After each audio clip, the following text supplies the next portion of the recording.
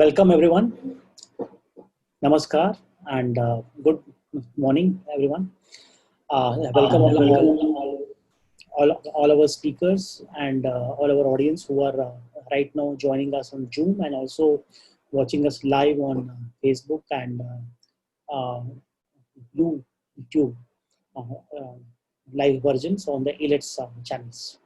I am Ravi Gupta. I am CEO and founder of ILETS Technology Media Private Limited. And we have been doing workshops in this field of education. These workshops and webinars are online right now as it's happening. We at ILETS have been running a magazine called Digital Learning for last 15 years. This is India's first and only magazine which has been focusing on ICT-based innovations in the education sector, both from starting from preschools to school to the higher education sector. And today the topic of our discussion is getting students career ready for new world of work. And we have an eminent set of speakers and panelists with us. To start with, we have Mr. Nikhil Gambhir. He is the Director of Business and Innovation for Harappa Education. Nikhil, thanks for joining us here. Namaskar to you. Welcome. Thank you, Ravi. It's a pleasure to be here. Yeah, thank you. And with us, we have Dr. Rajan Velukar. He is the VC of Auro University and he's a former VC of Mumbai University. Welcome, Dr. Rajan. Thanks for joining. Namaskar. Thank you. And we have with us Dr. Sandeep Pandey, and he is the chairman of the ASM Education Group. Welcome, Sandeep ji. Namaskar. Thank you. And we have with us Dr. K. N. Subramania. He is the principal of RV College of Engineering, Bangalore. Welcome, Dr. Subramaniam. Thanks for joining us. Thank you. Namaskar. And we have with us Choco Vallappa. He is a VC of Sona Institutions and founder of Hire Me. Welcome, Choco. Thanks for joining. Thank you. Namaskar. And I hand over the session to Nikhil Gambhir for moderating it. And let's have a interesting discussion and welcome all the audience who are joining us here again on the social media. Welcome to you all, and you can keep us keep on asking questions on the Zoom chat or giving comments on Facebook and YouTube, and the speakers will be looking at that live, and they will also incorporate those questions possibly in their interventions. So with this, handing over to Nikhil. Thank you. Yeah. Thank you so much, Ravi. And I'm really privileged and honored to be moderating such a wonderful panel on such an important topic. As you're aware, the topic for today is getting students ready for the new world of work. And this discussion will largely flow in 4 parts. Part 1, would be getting an understanding from the panel on what is the new world of work. And the second segment would be, what are the kinds of skill sets that students need to navigate this new world of work. The third segment would be, what can institutions do to enable success for students within their environment and externally as well. And then we will end with a Q&A. So thank you to everybody who's joined. And again, thank you so much to all the panelists. It really is an honor and a privilege. So without further ado, I will get started. Award-winning historian Norman Davies once compared historical change to an avalanche. He said, the one certainty for anyone in the path of an avalanche is that standing still is not really an option. And this analogy can be applied to how individuals, teams, and organizations navigate this new world of work. The starting point really is a snow-covered mountainside that looks solid, with all the changes taking place under the surface that are rather invisible.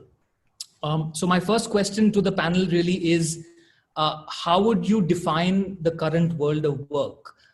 And how would you compare this to what was happening, say, 10, 15 years back, as well as how you think it will evolve in the future? And maybe we can start with Dr. Rajan and then go in a round robin manner. Yeah, thank you very much. I think, yeah, I'm audible. Thank you very much for making me one of the panelists. And this is really a question which is asked by everybody, and they're thinking about it. But let me just tell you, because I say that since we were not resilient, our mind was not resilient, we are finding it very difficult situation, and very difficultly we are able to find the solutions to this. But we should have understood that the world, as you have said about, you have given an example of avalanche, this century and the future will be complexly complex.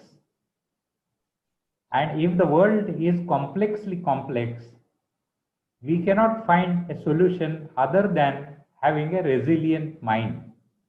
The moment you have a resilient mind, at least you will be able to find some solutions to some of the problems. I call this year as a zero year. In 1945, when there was a bombing on Hiroshima and Nagasaki, Second World War, then the war stopped, and then UN was born, and then they considered that year as a zero year. After 75 years, this situation also asking us to introspect ourselves and then think how resilient mind we should inculcate amongst all the people. Then only we will be able to face any kind of situation. That is what I would like to answer your question. The answer only is resilient mind. Great. Thank you, Dr. Rajan, for that. Dr. Subramania, would you want to go next? Yeah, good afternoon to all of you. So let me continue with whatever Dr. Rajan Palikar has said, that when we compare to the past and the present and what future it's going to happen, I feel maybe during our days, the kind of technological changes which are happening was not so fast as it's happening now. I think that is one change we can see. And even there is a lot of pressure among the younger generations on what kind of technologies to be learned. So this is one we can see that the technological, in fact, it's called as Moore's law. So every 18 months technology is to change, but now maybe within 1 year, a lot of technologies are changing. So that is one thing which people have to get used to, it is one. And as Rajan was telling, that the complexity of complexity, I think the business complexity is also changing. In fact, if you take the pre-COVID, during COVID and post-COVID, I think whole business sectors are looking into innovative kind of strategies. So there's another change which you can look into when we compare with the past. And of course, in the education, if you take this online education, what we are, digital learning, what we're looking into it, I'm sure that in the country, it was little bit not very common across the majority of the institutions. Maybe in bits and pieces people were doing. So in that way, these are the three changes I look into it. What was there in the past, what is happening now. There'll be on a time scale, there is a quickness in the changes of all those things. So if we don't get adapted to do these things, then we may not be in the competitive or the collaborative mode, we may not be there. So that is my opinion about this question. Thank you so much, Dr. Subramania. Very well said with respect to change and complexity. Dr. Pachpande, do you want to go next? Yeah, thank you so much. So continuing from the two other speakers, I think due to digitization and the developments in technological advances, what is not only the business roles and the job roles are getting disrupted, but totally new business models are getting created. With the coronization, has absolutely been accelerated much more than what was expected.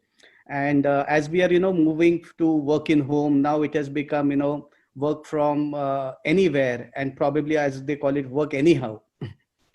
So yes, these are definitely the changes which are coming up in the VUCA Plus world. And this was going to be the new normal, as we say. So comparing how the things would be different, I believe that technology is going to be the main enabler for the changes to become more fluid. We'll see a lot of people required to do multitasking, multifunctional roles. A lot of focus will be on data to take all those decisions as such. And I think we are moving towards the gig economy, where we'll have more and more freelancers coming in, and especially with the millennials coming into the job roles, that gig economy could be seen. And yes, it's going to be very ambiguous world what we are getting into. But many things will change, and they will change at a rate much quicker than we expect. Automation will bring in also a lot of different job into the picture. So those who are resilient, those who can adapt, are the ones who will be able to succeed in the coming days. Great. Thank you so much, sir. Mr. Veliappa, do you want to go next? Sure, Nikhil. Yeah, I think like a lot of the panelists have said, I think the earlier we had the industrial revolution and things like that. So then IT revolution happened. Now the combination of both the iOS, the interconnected devices, as well as Industry 4.0 is going to see much more rapid technological transformation coming in. And so because of that, the models, the fundamental models are also going to go maybe through 3D printing. You might have to have a complete ecosystem of ancillary units, but now maybe with the Tesla model, where Tesla is doing everything, is becoming a reality. So earlier, you would have to have a complete assembly line from like a GM or a Ford model, but Tesla is now looking at a different model. And the whole China factor also, the last 10 years, China has been the omnipresent industrial nation there. But that is now changing. So now a lot of customers are coming and saying, doesn't matter, this is the price I'm getting from China. You can mark up the price and let me know. I don't want to source from China.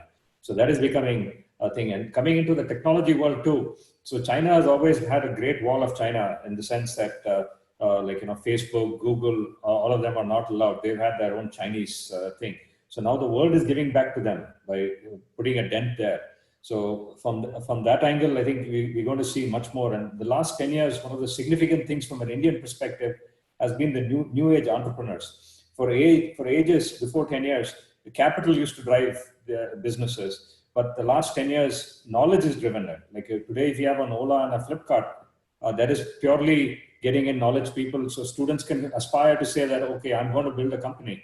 That's something that transforms. And what COVID has taught us, since we are in the COVID world, I think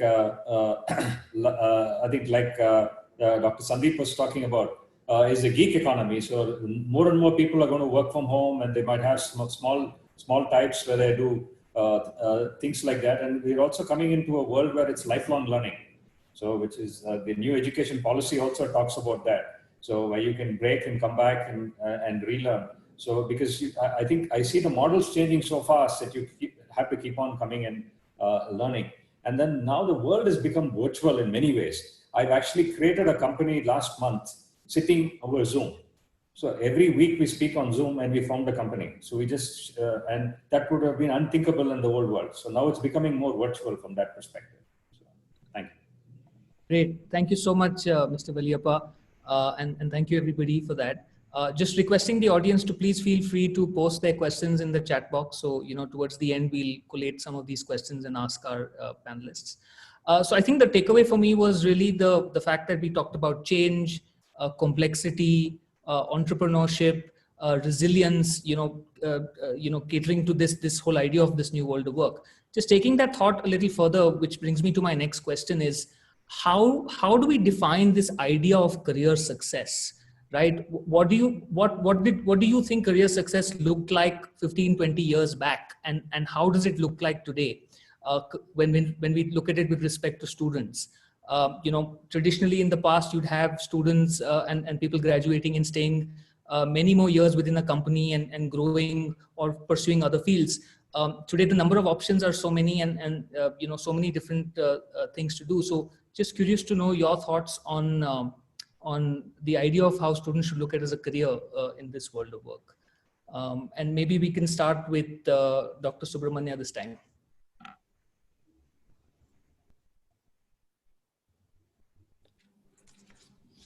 Okay. So actually, as you know that in education, people already have education 4.0, which already advocates a lot of things like say, anywhere, anytime, flexible delivery, then peers and mentor learning. And in fact, faculty would be more on the facilitator's role in the future. Then we have modular and project based. There's like a jigsaw puzzle, like say major minor combinations. In fact, even in the new education policy, they're told that it will be major and the minor, whatever the student is having the interest. So that is going to change, and they expect the student ownership will be more in this, but this we have to wait and watch how things are going to change. And as of now, the evaluation, not the examination. I think this is one thing everybody is arguing in the country, that a lot of evaluation, continuous evaluations has to happen rather than just one examination system. So in education 4.2 itself, so many changes are going to happen. In the next 2 to 3 years, we can see these changes. But apart from that, already when we are not even implemented education 4.0, people talk about education 5.0. So which typically looks into future focused graduates with a global mindset, because people moving across different countries are going to become very common. Maybe if you take last 10 years, this was not, last 20 years, if you take, it was not much. But now even for graduation, for +2 people are going. So they want to create a global mindset among the younger generation, or the next millennial is the one change which you can see. And organic curriculum, as I already told you, the curriculum will be as natural as what student has to do. And the force with which we are doing in the education, that may slowly go away according to the norms of the education 5.0. And more on the inspirational and innovative kind of things are going to happen. And the new generation can do whatever they like to do rather than by force. So I feel in the next 10 years in the country, these are all the things changes we are going to see in the next millennials. That means who are born after 2000, whom we are teaching now. So these are the changes we can see in the next 5 to 10 years. Great. Thank you so much, Dr. Subramania, for that. Dr. Pachpande, would you want to go next? Yeah, thank you, Nikhil. So continuing from where Dr. Subramania left, I think when you look at success 10 years back, it was mainly seen in terms of, when we talk of career success, it means different things to different people, but it was mainly thought at what position you have in the company, what are your job roles as such. But how I see that changing with the new students and the new millennials is that now they define success as how they are having an impact, and how they are having their purpose as such. So even if you look at the buying decisions now, many of the students are deciding to buy stuff of companies which are joined with a purpose as such. And many companies also are changing their missions as such. So like India Nuri and Pepsi, their mission with a purpose, business with a purpose as such. So I think so that the way people would define success is how they are making an impact, how they are following their passions, and how they are achieving their purpose in life by the different job roles. It could be working in a company, or it could be having your own setup as such. But yes, definitely the meaning of success is changing. Great. Very well said, sir. Thank you so much. Mr. Veliappa, we'll have you go next. Yeah, so the earlier success used to be like, you study for, you do mechanical or you do IT, and then that would determine your trajectory and your altitude and things like that. Now, more and more, I think with the new adaptation, I think one of the panelists said earlier, I think Dr. Subramania said, like, every 18 months it used to change the Moore's law. But now the newer skills are becoming more and more relevant. So if I were to give you a parallel, like, life skills are becoming much more relevant today. So like if I were to pick the Japanese, Like my son was studying in Michigan, and they said that he's doing engineering. He doesn't have social subject, so he picked up Japanese. So as a result, he's now going to do his PhD in Japan. So he would never have been able to do it if that life skill wasn't there. The same thing in us as well. So we brought in some Japanese teachers to teach in Salem. So 1,000 kids are learning Japanese, and then they're getting a 30 lakh opportunity. If they didn't learn Japanese, they're the same student, they would have got 4 lakh or 5 lakh opportunities in India. So that is the life skills which is now becoming transformational. And I think the government is doing good in terms of having NOS, National Occupation Standards, and then getting NSQF as well. And then getting more and more QPACs for the skills required. And I think the industry is also getting progressive in terms of getting into the gig economy. So you can get more subcontractors to come in and work for certain pieces of time. So I think this is a world of more specialists. So like, what can you carve out and a niche within you so that you can excel? Thank you. Great. Thank you so much for that. Dr. Rajan, we can wind up this question with you. Yeah, thank you. Thank you very much. And see, this is actually, there is no fixed solution to this. How do we think about the career?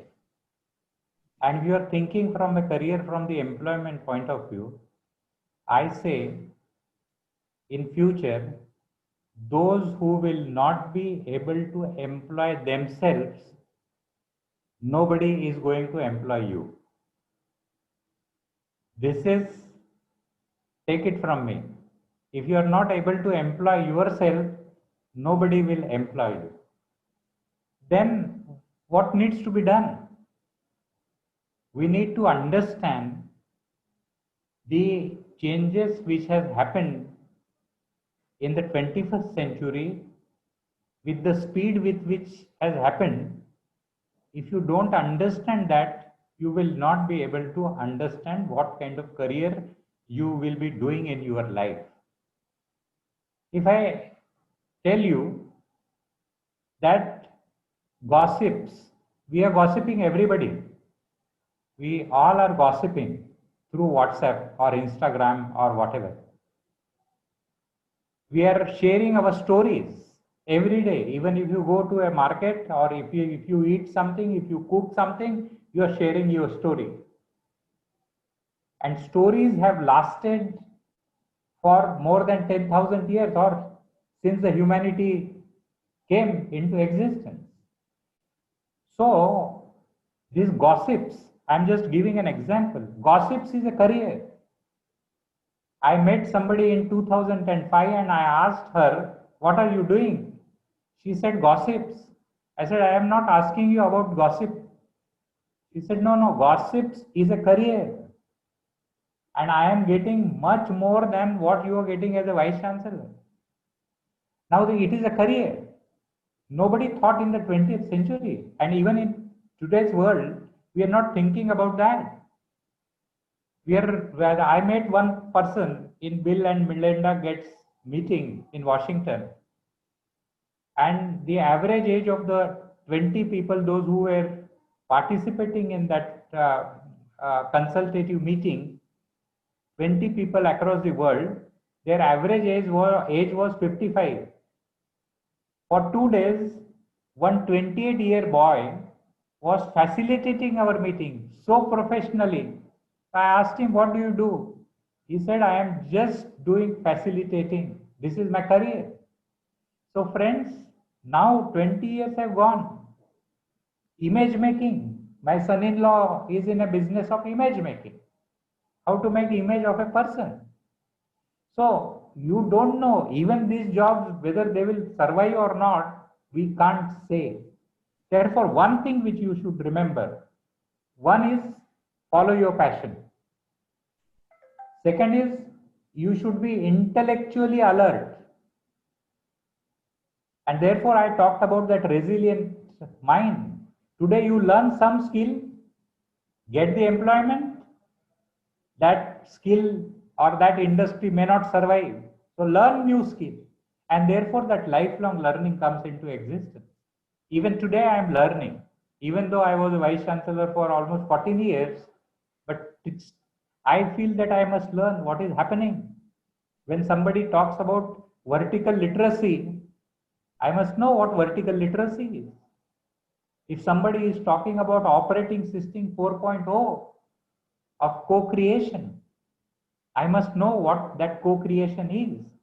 And therefore, follow your passion and learn skills as and when there are changes. We don't know. The first year engineering college student don't know after 4 years what kind of job he or she is going to get, what kind of situation may exist. And therefore, what I say is, you have to be flexible and you must invest your intelligence in learning new and newer skills which will be necessary for you in your life. And Sandeep has talked one word, he uttered one word, and that is the purpose. You may earn money, but you may not be happy. And if you want to earn money and if you want to be happy, then the first and foremost thing every young person must concentrate on finding the purpose of their life. Everything will come. That is what I just would like to add. Great. Thank you so much, sir. So I think, again, a takeaway for me is words like passion, purpose, social skills, resilience, being a generalist, lifelong learning, the power of story, employ yourself, and of course, gossip. So thank you so much. So I'll move on to my next question, which is related to what we've all talked about. You know, these social skills that we talk about, right? Interpersonal skills, the fusion of social skills with digital skills. How do we build this with students, right? You know, the time that students spend in college is so powerful, right? 4 years that they spend in college, you know, let's say if it's an engineering degree.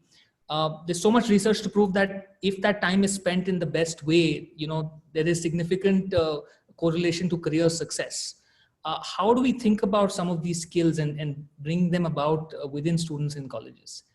So that's my next question, and maybe Dr. Pachpande, we can start with you this time. Okay. So see, Nikhil, I know when we talk about education institutes, the purpose of us is to prepare our students for the jobs of the future. And that's where I say that, you know, we institutions are in a very difficult position. When we are just struggling to meet the needs of the industry, we are talking of something which is unknown and preparing our students for that. What is required is an holistic approach to education. So we at ASM, we focus on the 3 main skills: the soft skills, technical skills, and business skills. And I believe that anyone who has all these 3 skills are the ones who will be successful. And this is where, you know, I believe that the physical education would never go out of demand. We cannot provide all these skills of team building, collaboration in an online world. It's very difficult to build those skills as yet. So in a college environment, what we do is, in addition to academics, yes, there are certain focus courses what we have on goal setting, on knowing yourself, on developing soft skills as well. But we do a number of activities and events. So there are over 55 events which are done over a year where students are unknowingly learning these skills. And that is how I think is the best way. By doing is the best way of acquiring these skills. And that's where the physical mode of education really brings in loads of advantages: the networking, the learning from the peers, doing events together, doing projects, group projects with the industry. All these interventions go a long way in developing these skills in the students as such. Great, thank you so much. I forgot to introduce to the audience that we've moved to the second segment, which is now talking about these skills and how do we, you know, build them with students. So, Mr. Valiappa, we can have you go next. Yeah, thank you, Nikhil. I think one of the biggest gaps has become like, you know, always people talk of the academia and the industry gap. So, and how do we get that together to work as teams? Because in an industry, you're working as teams all the time. So I was sitting once at the sports program at Sona, and then I suddenly remember we're celebrating sports so much, but we don't celebrate learning that much.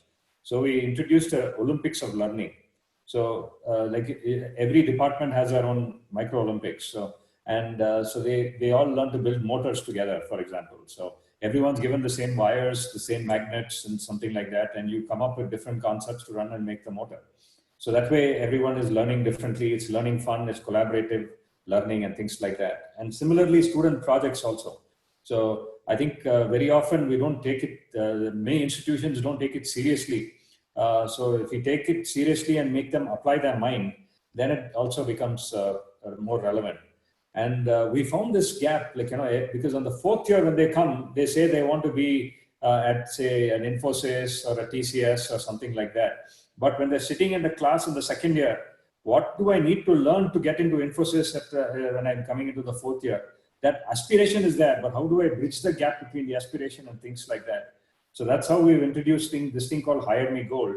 So where it actually benchmarks, you can benchmark it, and to aspire, if I'm aspiring there, what are the subjects I need to learn? And how can I, and now more and more it's getting a virtual world. So you need to learn to collaborate, not just with a person next to you, but with a person in your team in a virtual manner. So that's how I think the students are getting prepared in this current. I know one of the questions for the panelists was that in the virtual world, the parents are not believing that the classes are happening. But luckily for us, there's a front row seat for every student because everyone is in the same line here. So to use that as a thing, and then to allow collaborative world, because the future manager is not about man managers as in the past. It's going to be man managing machines too. So you're going to have more robots, you're going to have cobots, or when you work along with the co-workers, which may be a robot.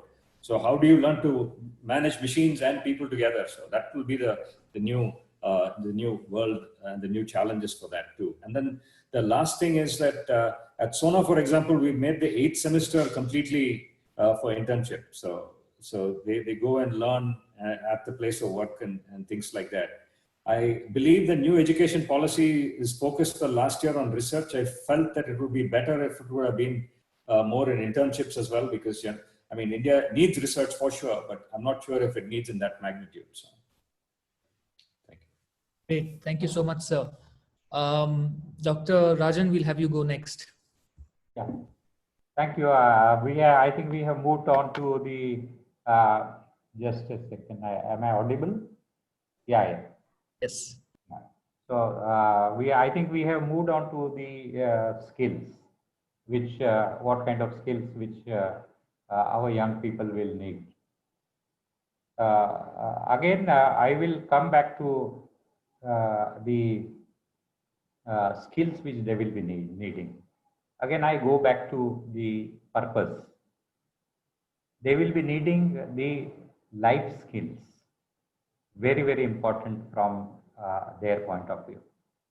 And if you ask me, I have jotted down some 10 skills which they will be needing.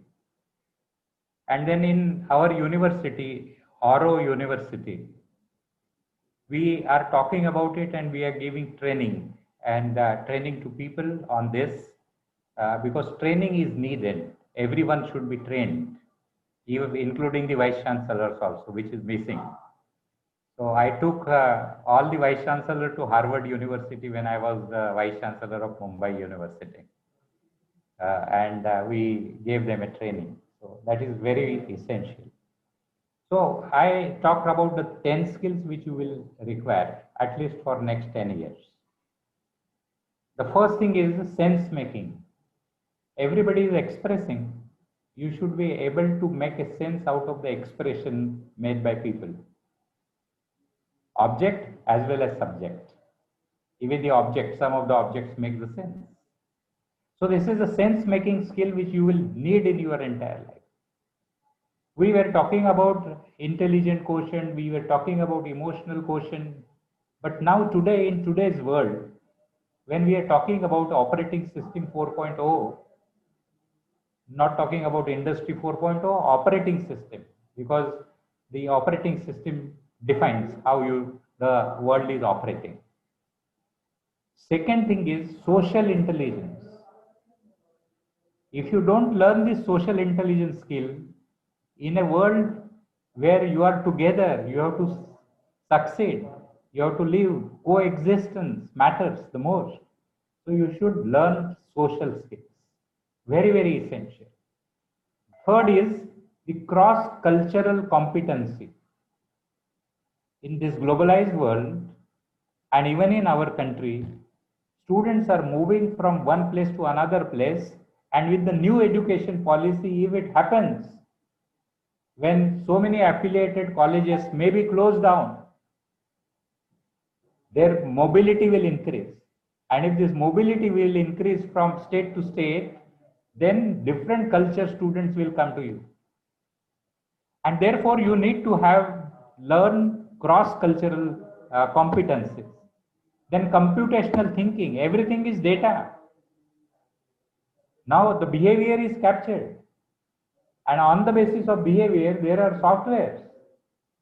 You can predict what is going to happen after 7 days, whether the disturbance is going to be created after 7 days or not. Even in the share market, people take decision on the basis of behavior of people. So data is most important, and therefore you should learn computational thinking. The fifth is new media literacy. This is nothing but a media, but we need to learn the media literacy. Very, very essential. And it is not only for young people, but for everyone in this world. The sixth is transdisciplinarity. Now you can't say that I will learn only my discipline or only 2 disciplines. What you have to do is linking other disciplines with your disciplines. I read a book, Thinking Fast and Slow, by Professor Kahneman, who is a Nobel laureate, who got Nobel laureate in 2003. He is not in economics, but he is not a professor of economics. He is a professor of psychology. He brought the perspective of psychology into economics. New education policy is talking about it, but new education policy is not talking about the perspective of other disciplines into this discipline. They're saying you can go and learn other discipline. That is not interdisciplinarity and multidisciplinarity and transdisciplinarity. You have to bring the perspective of other disciplines into your discipline. If you learn physics somewhere else, from the physics point of view, if you learn biology from the biology point of view, you will not be able to bring the perspective. Physics has to be taught from the perspective of biology, then I will understand. And therefore, we need to go deep. We need to go beyond to understand what multi and transdisciplinarity is. Next, design mindset. Design mindset asks you to work in a reverse manner. So design thinking is first principle of design thinking is empathy. When you are living in a society and community, you have to think of that first, empathy. The next is cognitive load management. Cognition, very, very important. And the last is virtual collaboration, as we are doing it. The whole community, education, academic community and others now have shifted to online. Yet we have not achieved it. We are just talking. It is a passive thing.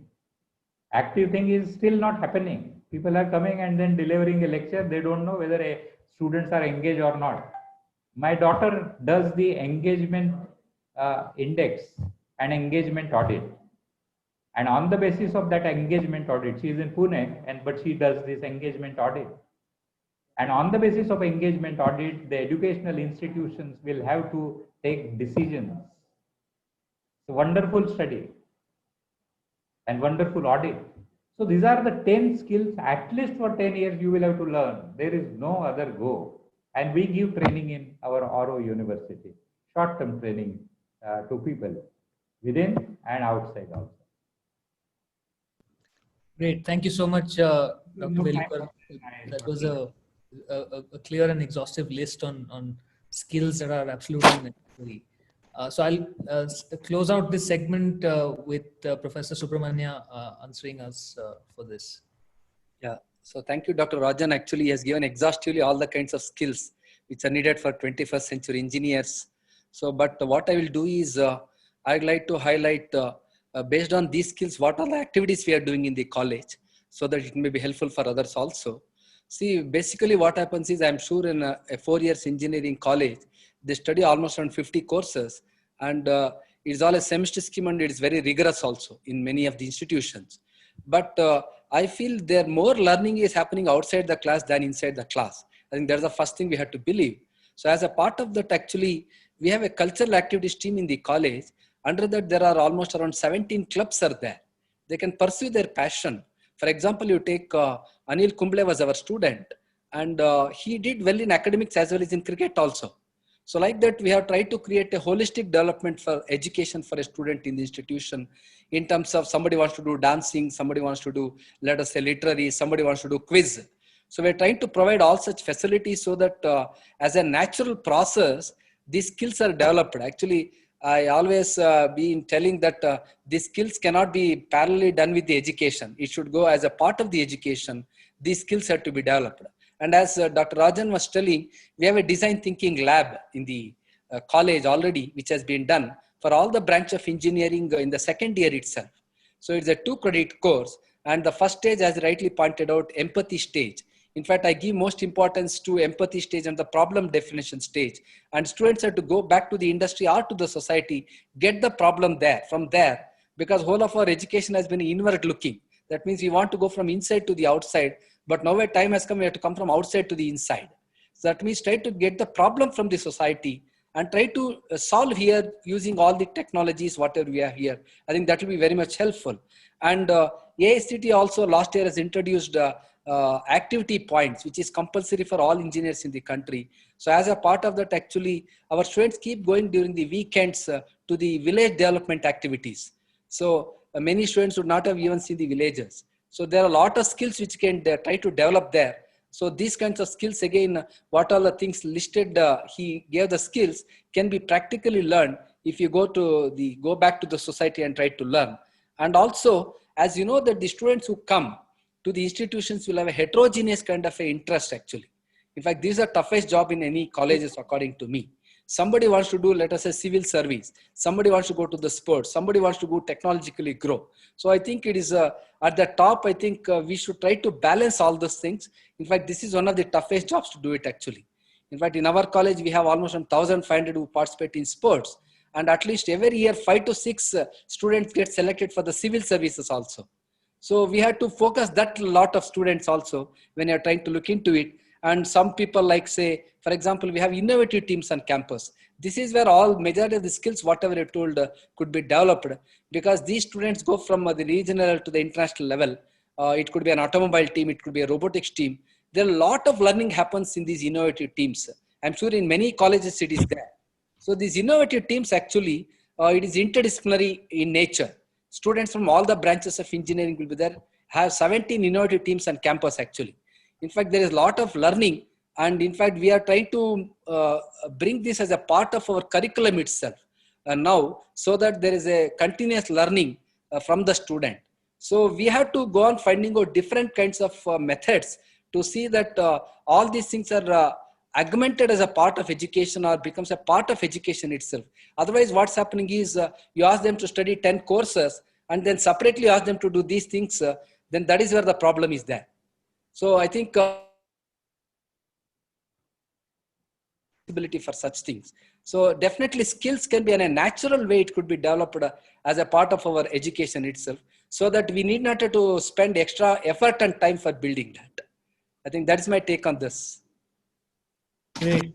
Thank you so much, sir. And maybe towards the end, we'll do a little design thinking activity where if we have to inculcate all of these skills within the institution. I know it can be a challenge when there's so many other, so-called academic related activities happening and you have to superimpose some of these, additional skill-based activities. It can be a bit of a challenge, but if we have to think about, designing something from scratch, how would we do it? So we'll probably pick that question up towards the end. where I'll ask each of you for a point. Just wrapping this section off around skill sets, talking a little bit about students, right? I'd love to hear from all of you. What do you think about the students' mindset, right? And maybe 2 or 3 things that you feel happy and proud about, and you have a lot of hope, and 2, 3 things that just keep you awake at night. I'm just trying to understand what are some of the things, from a student mindset with respect to these kinds of skills. And maybe we can start with Mr. Valiappa this time. Yeah. I think they say that every generation evolves faster and faster. So I think the nice thing is that we are in a technology world, and the students who are Gen Z or who are the millennials and things like that have gone and brought up in this technology environment. So they're able to embrace technology much better.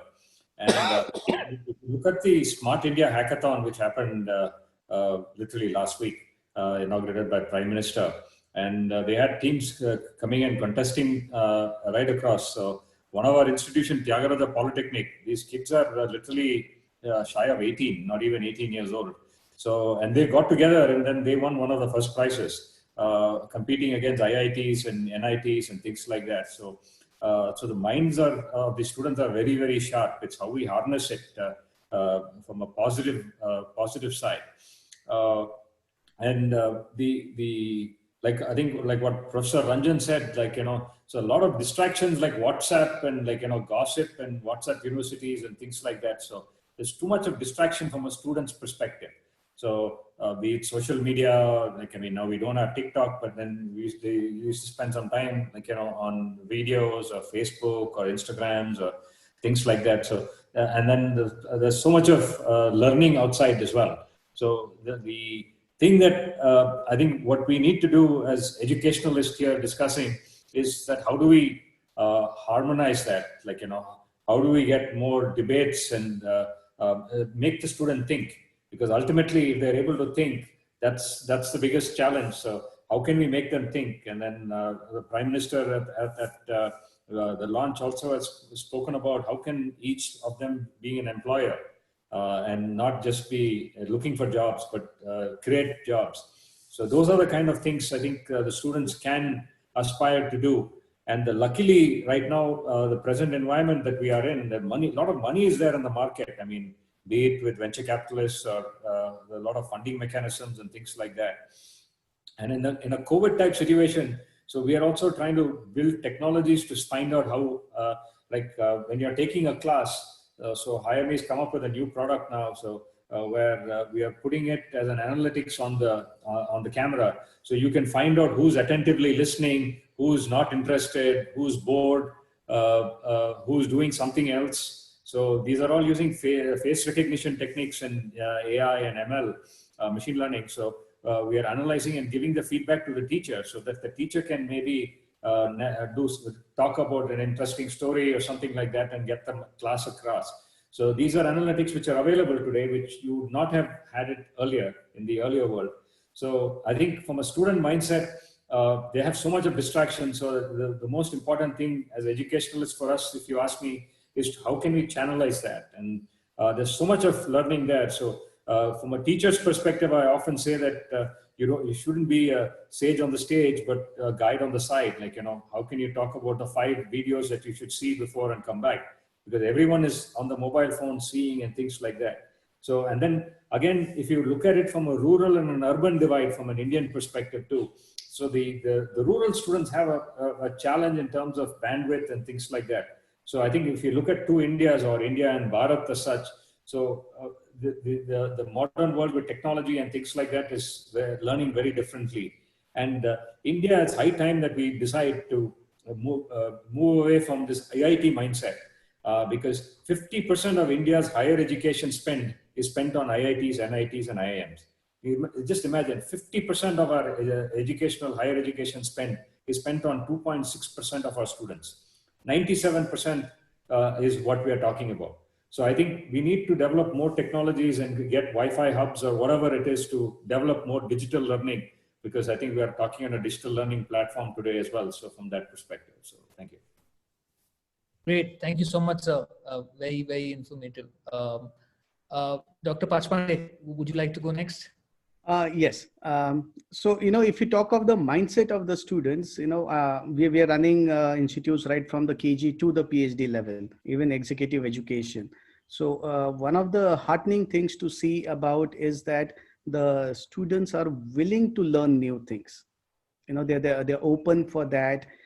So those mindsets are very good. They want, as I said, that many of them have a purpose. They want to do something. They want to make an impact as such. So that restlessness I see is very, very good as such. And many of them are focusing on how to make the world a better place. So we see that really coming up, and that's very, very heartening to know. And in fact, this is coming even from the younger age students. In fact, we've been talking about design thinking. I have a 12-year-old son who has been taking sessions on design thinking at IIT Delhi. In fact, even teaching to some universities in US and giving talks at Amazon and other places as such.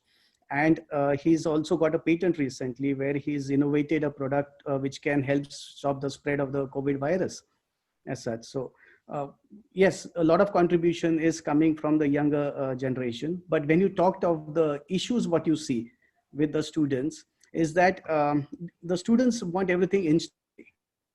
They are very quick, they are very impatient as such, and they have very less attention spans. So these are the things which I think we as institutions will have to look into how we can manage this in the students. Yes, the skills like critical thinking, problem solving, innovation are very important to be inculcated into them. But how to deal with, say, when we talk of the online education, for example, engaging and giving a personalized education is one of the biggest challenges as such. We've seen different platforms since I was alumni of Harvard, and we are the first to tie up with the school online. So we've seen some of those courses there, which are very successfully in the engagement because they're active, they're social, and they're case-based also. So then the engagement level is a bit more there. And last week itself, I was a part of testing the Harvard Business School online classroom. And they have the third classroom, which they have set. And somewhere we saw that when we experienced that, our attention spans were more than a regular classroom as such, because we could see all the students face to face rather than, some being at the back or whatever. We know they are monitoring us on their AI systems. The faculty gets a flag. They know who's missed the attention or whatever, or who's turned off the video. The joke I saw earlier was, earlier they used to run away from a classroom if you wanted to bunk. So today, muting yourself and stopping videos are the way to bunk a classroom as such. So if you ask me about, what keeps us awake, see, in the current situation, I think it is just about how to survive, and then about how to revive and grow as such. Great. Thank you so much. I think interesting point of balancing students' mindset of being impatient yet willing to learn new things. So thank you for that. If we can have Professor Subramania go next. I got a little bit different opinion about these facts, that actually, at least in the urban and semi-urban to some extent, these are all pampered children. Too much pampering is there among the children, which in fact the institutions will face a problem, and discipline is also taking a toss in some places. Somehow we have to address this, because everybody is always focusing on the plus point, students are positive, doing things. But I feel if you take last 20 years, if you look into all these points put into a graph, maybe all the people sitting here, I don't think parents would have even come to the colleges or the schools. But we were taught a lot of life skills just like that. But today they are all so much pampered that they lack in handling the failures. Either it could be a person who has failed or a person who has got the highest marks. Both cannot actually manage correctly. So handling the failures with the younger generation, I feel, is one of the important things which we have to somehow try to address. I don't say all the students, but I'm sure that all the leaders will face their 80% of the time for these 20% of the students actually. So in that way, I'm taking, if we can try to address these 20% in a better way, maybe whole of our education system, we can still move in a better way. And some percentage of students, again, getting connected with the society. Since we are all providing all the facilities to the students at very early age, they may not be knowing how to get connected to the society also. That means they'll be always looking at the people above them, may not be the people below them. So in that way, that's how the societal connections have to be brought. In fact, as Dr. Rajan was telling, some of these skills have to be developed among this younger generation. And one more thing, what we see is that this learning style of a student, because by and large, is a teacher-centric to a student-centric, but still it's a one-way communication, according to me. We are not, in fact, there are, I don't go into the details, there are 8 styles of learning of a student actually, which has been defined by the psychologists. But for everybody, we'll do in the same way. We'll do in the same way. So as long as we don't understand the learning style of a student, then his learning will not be right actually. Because some people would be practice to theory, they may come. Some students from theory to practice, they are easy to catch. Some are good in catching the mathematical thing and then going to the application. Some people may come from application to the mathematical side. I don't think this has been taught in the majority of the institutions. So this is one thing which you find the learning styles we are not understanding. Because of that, again, the whole kind of a setup of the failure handling becomes a problem. And as rightly pointed out, the attention rate of a student is definitely a problem in the class. 1 hour, if you ask them to sit without anything, no, that itself is a jail for them actually. So in that way, we also have to find out different ways, but at the same time, I think either it could be parents, teachers, or somebody also have to make them to the ground level. Otherwise, what is going to happen is if this trend continues, there'll be a chaos in the society after some time. So I feel being in the academic community, people may feel bad actually. The students may feel bad, parents may feel bad, but I feel this kind of a disciplinary approach still we have to bring in the institutions. Otherwise, I think we'll not be building a right society in the future. Great. Thank you so much, sir, for that perspective. Much needed to hear that, especially the idea of failures, and I completely agree with you. So we'll just round this segment off with Dr. Velukar before proceeding further. Yeah. Now I would like to bring some research into this, whatever research has been done in the world on young people. Because when I was in the Commonwealth Secretariat in the Commonwealth Youth Program, I had an opportunity to meet young people across the globe and interact with all of them. One thing I would like to tell, that we must believe in young people. That is somewhere missing in the universities and outside also. We must believe young people. The freedom has been brought to this nation by the young people only. When they started a freedom movement, all of them were young. Shivaji was 16 years old. Wright brothers were 28 years old. Whatever Nobel laureate which people are getting today, they started their research when they were young. So I must say that we must believe these young people. I believe in young people. The research which says, I'll just answer this in 2 parts. One is, they have done a research on young people. What these young people want? They want 3 things. One is identity.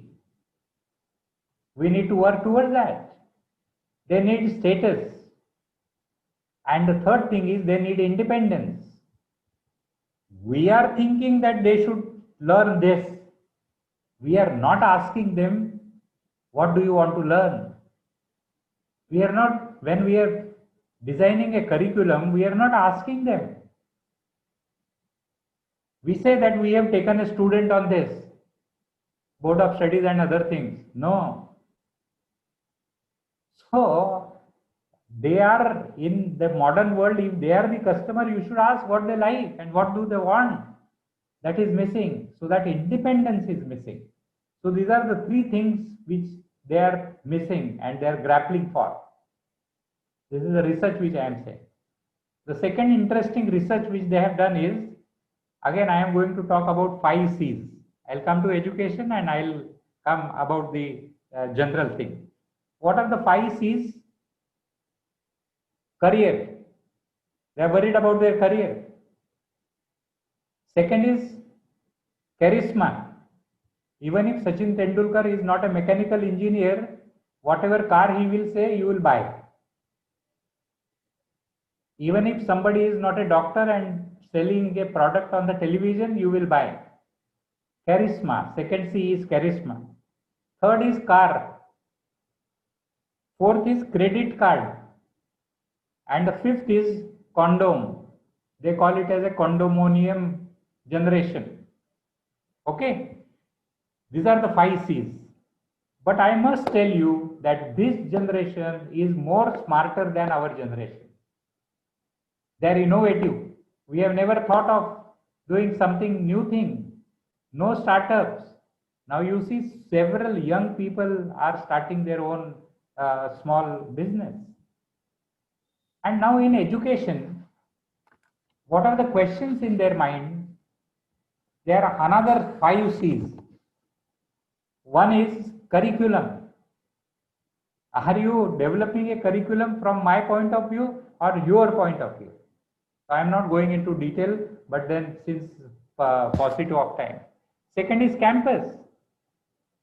What is the campus? Say what is the campus life? What is the work culture? Whether internship is there or not? Whether there is a play facility or not? Whether there is accommodation or not? Whether there is a restaurant on the campus? If I want to have pizza or momos, am I going to get on your campus? The third is community. What kind of community is there in your campus? Safety, belonging, challenge, familiarity, connections, connectivity. This comes in that. Career, of course, I talked about.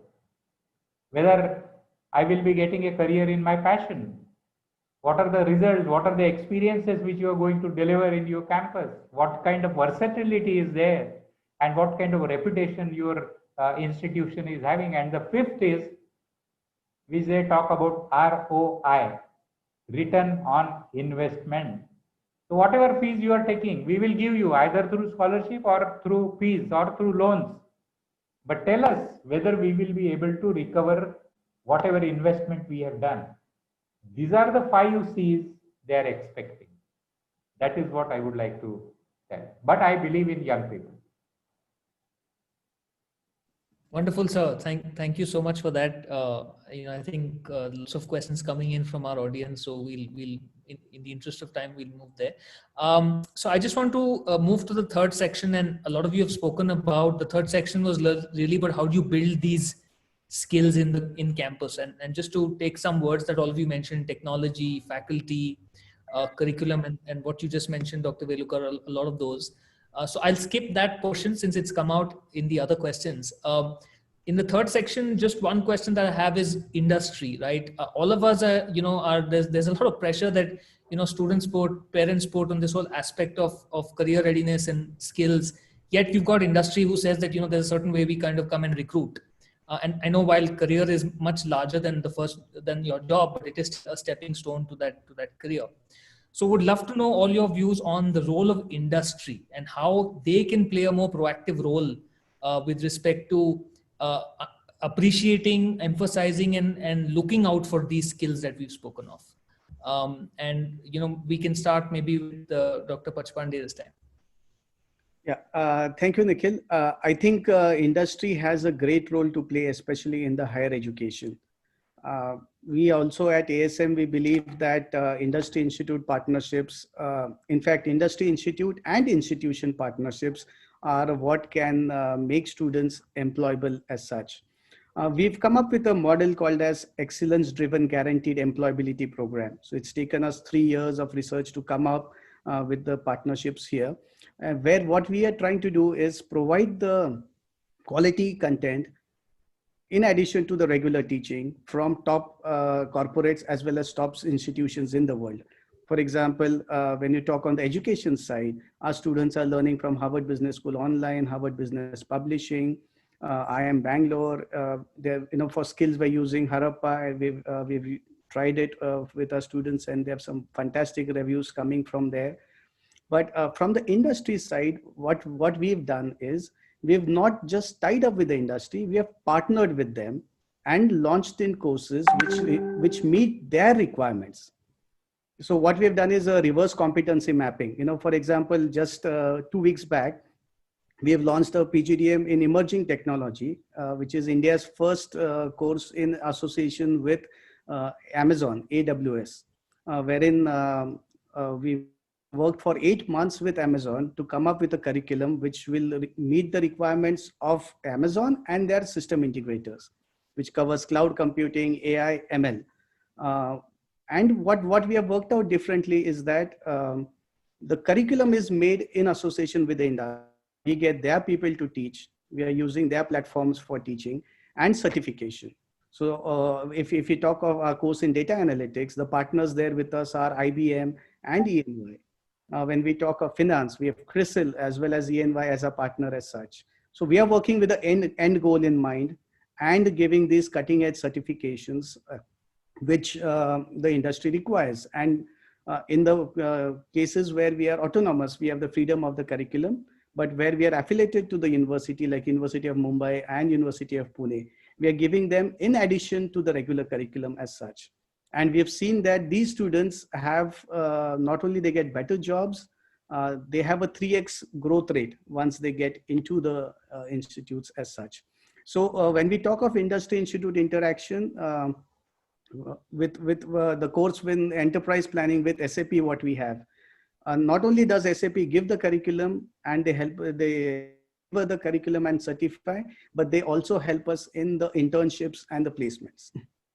So it's an end-to-end. So rather than just collaborating with them, we are partnering with them and starting new courses. So I think this is what can not only bridge the gap, but have students ready. And I think some panelists were talking about the importance of internships here. So yes, internships have not been taken that seriously. There have been problems both at the industry end as well as the institutes end.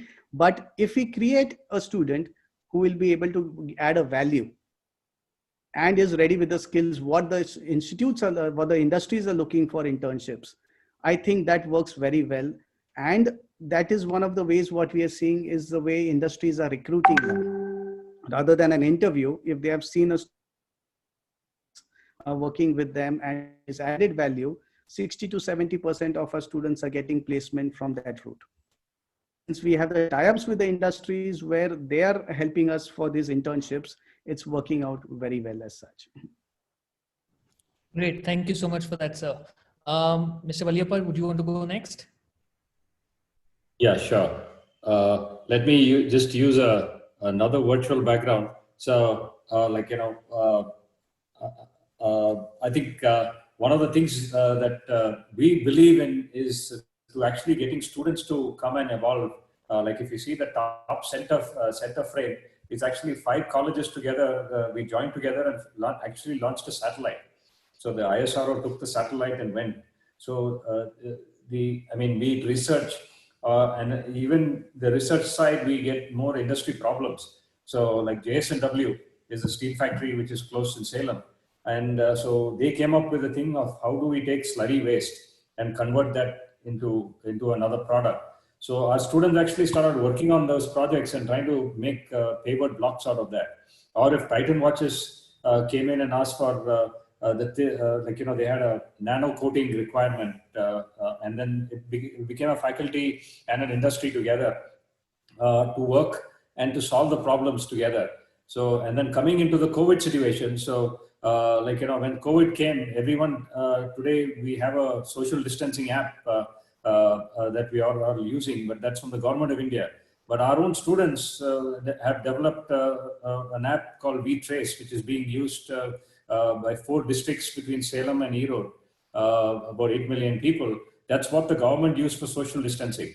So what we are trying to do is to take industry problems and actually give it to the students, and they're able to develop those problems better. So and then go forward. And another important thing is AICT today in engineering education allows 20% to be industry faculty. I think that's the key thing, to get in more faculty to actually come in from an industry, so that they give a different perspective to this whole ecosystem, and also take the faculty to industry. So one of the things we have done is to take our faculty to Infosys, and Infosys has actually taught them Python programming. So it's one thing to learn Python programming outside, one thing is to go learn in the industry, so that when our students go back to industry, what does Infosys want? Like, from that perspective, wear the hat of the industry, and then work and do programs there. So I think that's how I think we need to bring in industry to work closer, have more problems, and that's how we will develop a thinking methodology from a student's perspective as well. So thank you. Great. Thank you so much, sir. Professor Subramania, we can have you go next. So I think many things have been covered.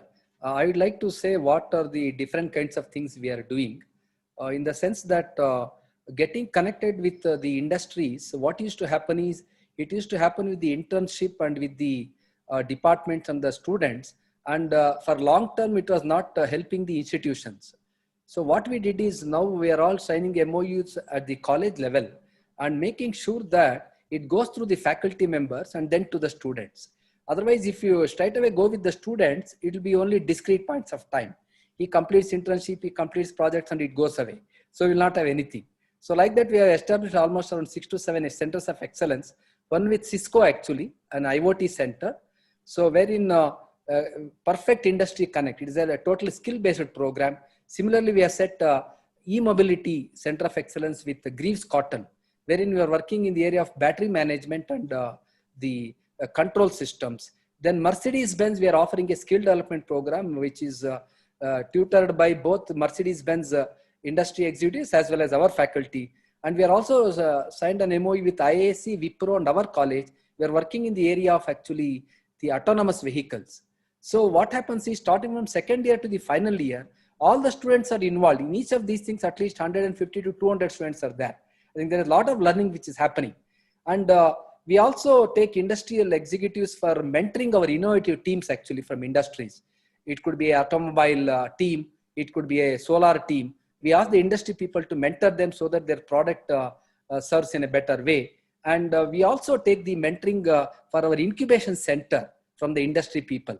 So to train them in the business model, in the technical expertise, we do that. And recently we have started actually, we are also asking the industries to give the problem statements actually. In fact, I've got more than 200 problem statements from various industries, which I can start giving from the second year onwards up to the final year to the students. So in that way, the bondage, if you compare in the last 5 years within the industry and the institution, I think is growing very well actually in the education institutions. Of course, apart from that, they give a lot of scholarship, mostly around 2 crores worth of scholarship they're giving to the students. So in that way, industry institution partnership is helping us to grow in a better way to meet all the requirements of our education system itself. Great. Thank you so much, sir. Dr. Velukar, coming to you, and I'm going to modify my question slightly for you, which is that a lot of our panelists have spoken about mapping industry and things like centers of excellence with reputed companies. My question to you, around industry is, we've spoken about passion, purpose, resilience, creativity, innovation. I'm curious to know from you, how does industry view these skills, right? In terms of their recruitment patterns or hiring patterns, while we talk about these skills, how is there a way that industries change the way they look for these skills? Are they even looking for these skills? Because on one hand, they're saying that, we have graduates who are not employable, but I'm curious to know, have they kind of changed their way of recruiting students? Yeah, so the industry say it is a profit-making organization, and educational institutions are not for-profit institutions. And because the education institutions are not for profit, they really don't understand what the industry wants. Now, industry in today's world is looking for whether a child, whether an employee is going to add value to my industry. And therefore, they do values assessment. Values assessment is different than the values which we are talking in educational institutions. My industry is having a different kind of value. And therefore, while employing a person, they do a values assessment. Apart from the skills which they need, sense making, then all those things what I talked about, critical thinking, and then whether you can find the solutions or not, all those things, solution driven or not. But in addition to that, these industries are looking for the values assessment. But these values differs from industry to industry. Say there is a difference between the Tata's product, whatever they are coming out with, and Reliance product which they are coming out with, or Adani. So their industry has created some kind of environment and the ecosystem. And from that angle, they do values assessment.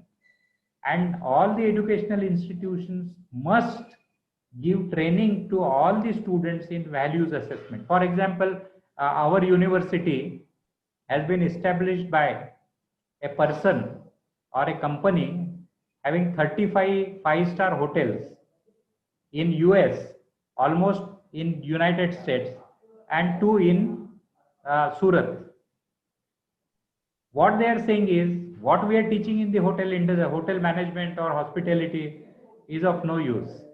Now we are shifting that to say whether they can understand the hospitality industry from the point of view of the owner, whether it is a chef or other services they are offering. So their view today is, these are the values which I have given you example in the hotel industry. And therefore, instead of 6 months internship, they said 1 year internship is must. And therefore, we have a hotel in the campus, a five-star hotel. So where students can go there and then understand the values of that particular industry. So values assessment is very, very important. So this is briefly which I wanted to respond to you. Otherwise, for each industry's values which we will have, banking industry does need a different kind of values. So those values which we must inculcate depending on the choices of students. That is what I would like to respond to you. No, great. Thank you so much, sir. And thank you to all our panelists for bearing with me on these questions. And we'll now move to the last segment. We've got about 15 minutes left, which is the question and answer. And there are a number of questions that have actually come in. So what I'm going to do is I'm going to pick up some questions and maybe direct them to one of the panelists, just in the interest of time. So we can have one panelist answer at least one question.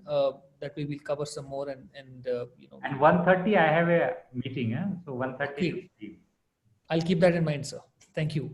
So I think one question that's come in is, about faculty, right? How do we think about the role of faculty in institutions and building the innovation mindset and skills mindset in that group? And any thoughts on that?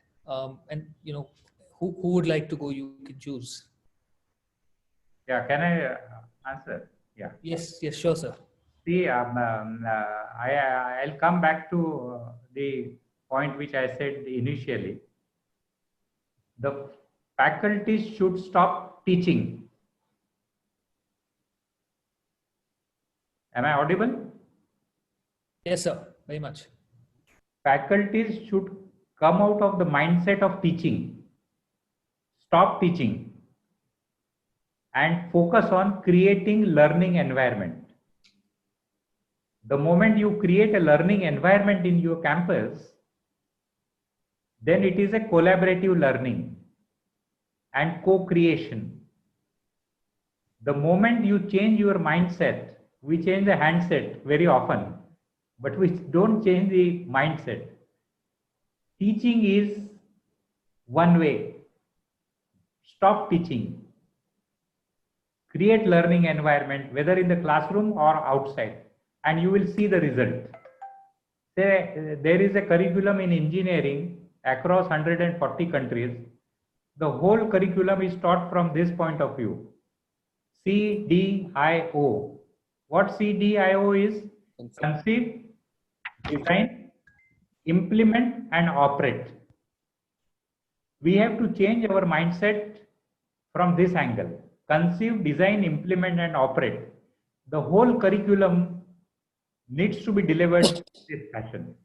And lastly, I would say the content has lost its importance because it is available free of cost. Content is available in any discipline. But creating experiences around the content is more important. How do we create the experiences around the content? If we focus on that, we'll get the results, fantastic results. Great. Thank you for that. I think you answered it in a great manner. So I'm just moving to another question. There are many. I'm just trying to club them into certain themes. There's one question, one theme that is really around entrepreneurship, right? Which is how do you sustainably build, capability of making students entrepreneurs, and how can one think about that? So again, open to the three panelists who would like to pick that. Sure, Dr. Subramanya, you want to pick that up? I think you're on mute, sir. Okay. There are 2 to 3 things in this. Starting from entrepreneurship education, then the skills, then the like say all the activities related to the entrepreneurial activities in the institution, then going to incubation center, and then going to the startup. So this has been done, at least I can, based on my experience, I can tell that we have at least 6 to 7 courses which circles around entrepreneurship education, which we start building from second year onwards, and it goes up to 7th semester. Then during that time, we have a very good entrepreneurship development cell. As in fact, Dr. was telling that every activity, if you leave it to the students, I think they'll do very well actually. So we are running this entrepreneurship development activities through students. They conduct a lot of activities every year, so that they try to develop all these entrepreneurial skills, leadership skills, business skills, everything try to develop. And only our thing would be to develop an ecosystem in the institution so that they can move forward. And slowly developing the skills is not just teaching entrepreneurship as one subject. We may have to build a whole ecosystem over that, and try to bring alumni, startup or entrepreneurs who are there, try to link with the present generation. That is the next step we can do it. And we have also done an incubation center. So wherein for our students, everything is free in that center.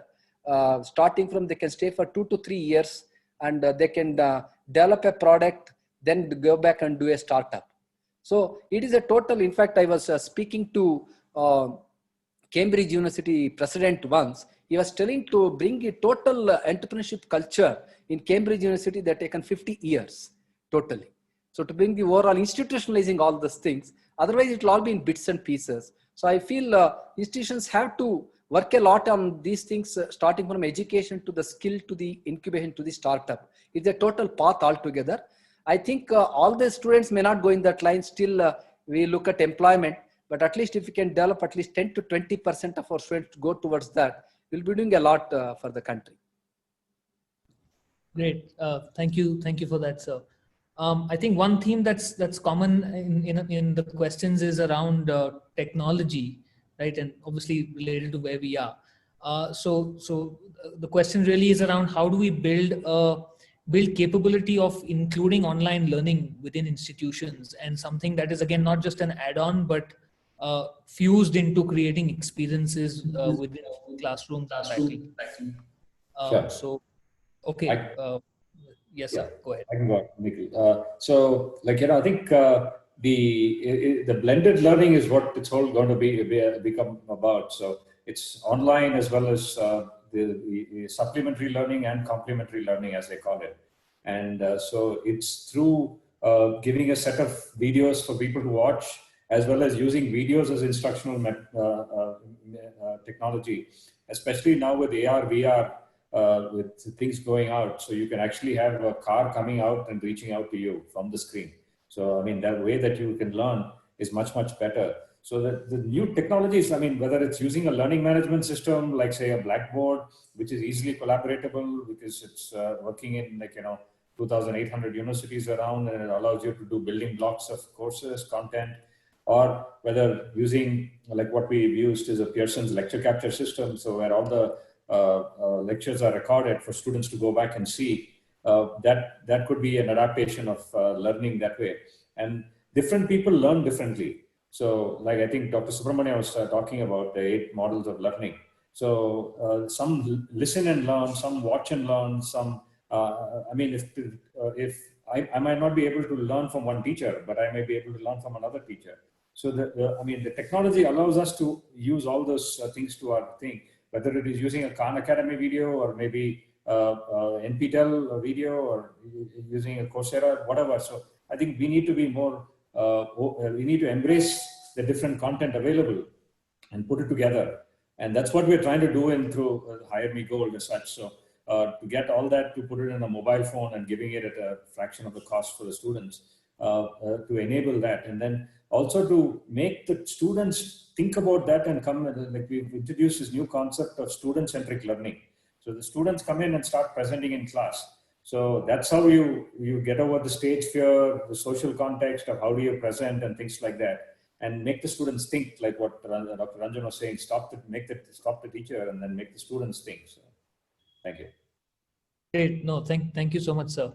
So just the last question in the interest of time, which is again a theme that's coming up, is curriculum for these kinds of skills that we've spoken about, and how do we think about one of the C's that Dr. Velukar talked about, which is content and around these skills. So Dr. Pachpande, any thoughts on that? I think curriculum plays a very important role. And again, curriculum, right now, what we have to do is give them the multiple dimensions and give them that freedom wherein, they get to learn that skills.